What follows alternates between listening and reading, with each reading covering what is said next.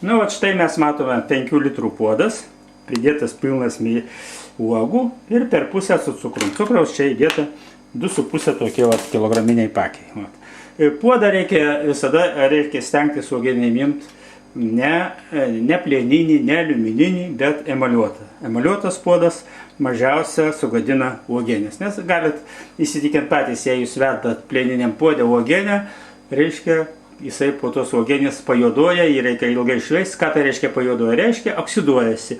Oksiduojasi metalas, reiškia, tas metalas pereina į uogienę. Nu, taip sakant, toje uogienė bus kažkiek sunkiųjų metalų. Todėl emalė, reiškia keramika, jinai neduoda jokių tokių, reiškia, negerų dalykų ir uogienė gaunasi ekologiška.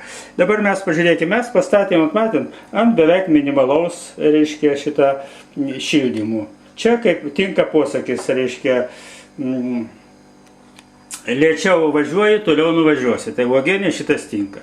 Nu ir kada mes ją pradėjom kaitinti, nu aišku, reikia jau, taip sakant, prie jos budėti. Kada jinai pradės putos eit, reiškia, kad nepradėtų bėgti į kraštos šitą. Nu, parodysim vėliau, kaip jinai užvirs dabar.